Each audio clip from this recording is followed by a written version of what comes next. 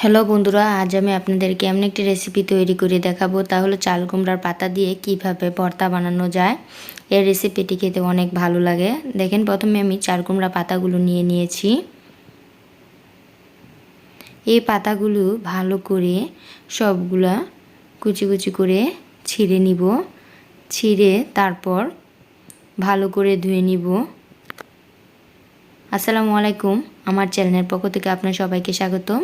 আমার এই ভিডিওটি ভালো লাগলে অবশ্যই সাবস্ক্রাইব করে দেবেন, লাইক দেবেন, কমেন্টে জানাবেন যে যেখান থেকে দেখতেছেন। বাসায় অবশ্যই এইভাবে ট্রাই করে দেখেন আপনারা। এই রেসিপিটি বানিয়ে খেয়ে দেখেন, অনেক ভালো লাগবে।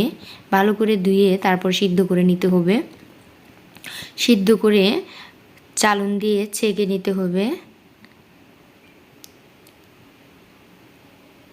পানিগুলো ফেলে তারপর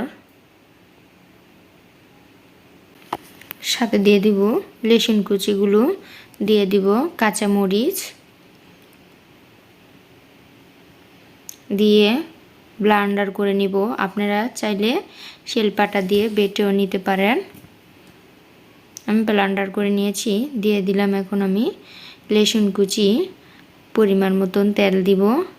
দিয়ে এখন আমি ছেড়ে দিব সবগুলো, দিয়ে দিব স্বাদ মতন নুন, দিয়ে সবগুলো আমি এখন শুকিয়ে নিব। এভাবে শুকায় নিতে হবে।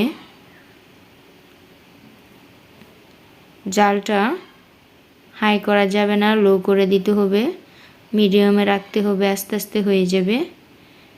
দেখেন কত সুন্দর হয়ে গেছে। সাথে দিয়ে দিয়েছি আবার কাঁচামরিচ। এখন আমার পরিবেশনের পালা।